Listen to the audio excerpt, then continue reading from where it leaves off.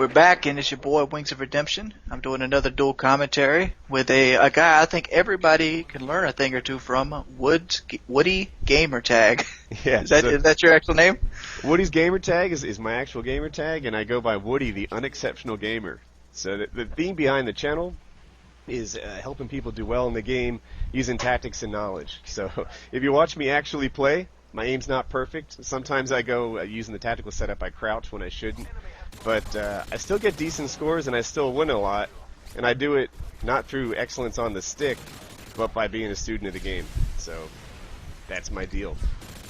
That's the way everybody should be, dude. Play to win.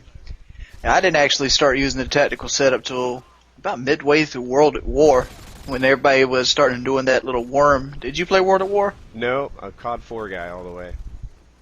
I don't know if you know this. In World at War, they had a moving glitch called the snake. You had the tactical setup, and you went down in prone, and then you hit the sprint button, and the game server would not connect right away, so it looked like your guy was sliding on his belly for a good 15 feet. And all the higher level players abuse this glitch like crazy. You see a lot of MP40 jugs doing it. It would tick me off to no end when I was sniping. You catch a guy in the open, he sees you, next thing you know, he's sitting worming across the thing like a snake. Speaking of abuse, what I'm doing right here, I wanted to talk about. So I'm spawn killing these guys. And here's how the spawn system works. In COD 4 and Modern Warfare 2 are the same way. When you have your red dot sights on a guy, it won't spawn there. So if there's a wall in between you, even though you're aiming at him, he can still spawn there. And that's why you rarely ever see a guy spawn. Sometimes they spawn right behind you, they spawn next to you, or you might even see him spawn, but they're not. Your sight's not right on him. You can't aim at a known spawn point and kill him. But I think there's something funky going on with that chain link fence that I was shooting through, because I could aim right where they appeared and still kill them. And I think I got 10 kills in a row right there just by spawn raping them through a glitch in the game. So hopefully that helps you guys do the same. Maybe the chain link fence is actually considered a wall. That's what I'm getting at. I think it is. So I didn't know that. That's something I didn't know. If you point your red dot at an area, they won't spawn there. So if I just stand near the spawn without pointing my gun at it, will they spawn? Yeah, they will. And in COD 4, when the maps were smaller, I used to abuse that. Like Ambush in particular, they'd spawn there on the right. And I used to aim, I don't know, maybe 20, 30 feet away from where they spawn. And as soon as they pop up, get on target, fire, look away, get on target, fire. And spawn killing in COD 4 was a piece of cake. I kind of like in Modern Warfare that it's not as easy to spawn kill. But there's still spots, and we're figuring them out and sharing them on the channel. Yeah, but when did they spawn behind that gas tank? Do you know that? Yeah. What position the flags have to be in? So we had A and C in that situation, and they had B. My goal was to own A and B. That's my favorite thing to do on this map. And then I just run back and forth in that river that goes between them, and I own that part of the map. But my teammate took C, so we had AC, and they had nowhere to spawn but B, which is why I think I got 10 or 11 kills in a row there, and they just kept showing up in Bravo again and again because we had AC. Yeah, this is actually a pretty believable argument, because I was thinking back to, I didn't play Call of Duty 4 as much as most people. I got it toward the end of the Call of Duty 4 Succession, and I was on Rundown, I think it's, no, Showdown. And we had A and B, and they were trapped at C, and I got back there with a Winchester 1200, and the guy would just keep spawning there. I ended up killing him 27 times because somebody kept popping up there. And I was just shooting from the hip. It's like, boom, wait, spawn, boom, wait, spawn, boom, wait, spawn. Yeah, the spawning I never even thought about that. It looks at which flags you have, where your team is, where the other team is. And in that case, we had AC. They had nowhere to spawn but B. And from the machine standpoint, I was behind a wall. But it was a chain link fence, so I just got to do my thing there. As far as comments, people ask for comments in these videos. It's not typically something I do, but I'm genuinely curious. If you get back to about 350, 355 to the viewers, the sentry gun's taken out, and there's friendly people around it. There's friendlies in the air. There's friendly everything, and I have no idea why that sentry gun died. So if anyone figures that out, let me know in a comment. That'd be huge. Maybe Did you see it? cold-blooded, most likely.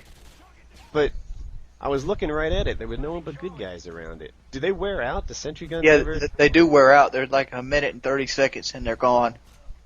Maybe that's what it was. Don't tell me the exact. I don't know the exact time, but it's a little over a minute, and they just go floop, so they don't be there forever. Now, let me ask you this. You seem to be knowledgeable. Do you know when the sentry gun actually goes towards your kill streak? No, I've experimented with that all I can. Because I know it does. You know, I watched your video at one time where you said the first placement is when the sentry gun kills count, and I played around with that, and it's inconsistent, I guess. I swear I've had sentry guns that do count, and of course if it's from a care package it doesn't. But ones you earn through a 5-kill streak seem to sometimes do, and I don't know. Maybe it's like the Pablo. Maybe you got to get a kill before it gets a kill. Is that how the Pablo works? Yeah, the Pablo works like that. If you get a kill before the Pablo gets a kill, it will build towards your kill streak. If you don't, it won't. Huh. Alright, that's good to know.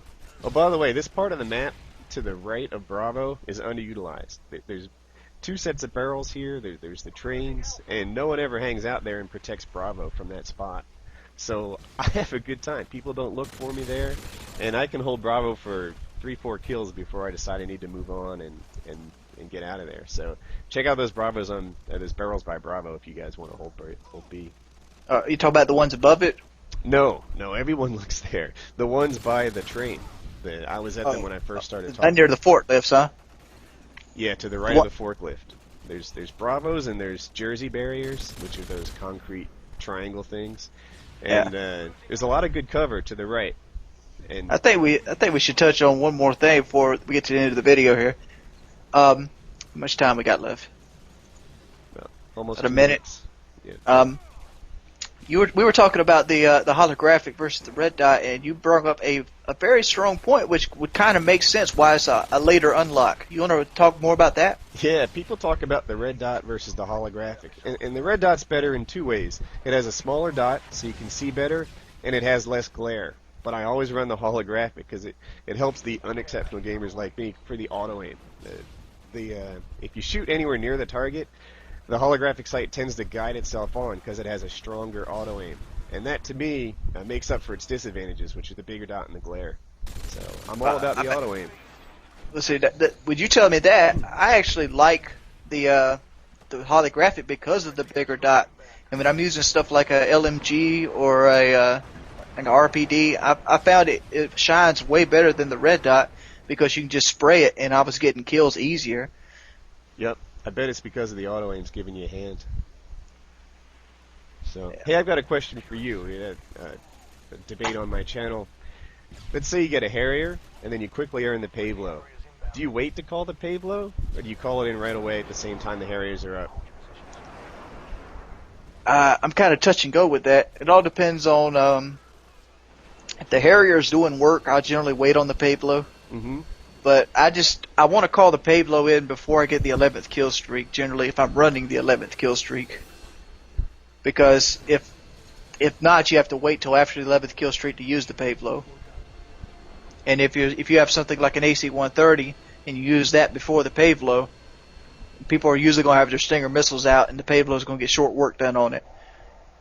I would say it's better to call them in both at the same time because one is 2 objects in the air, which can give you a collateral air Stinger missile, but it's that much harder to shoot either one of them down because there's 2 air support up.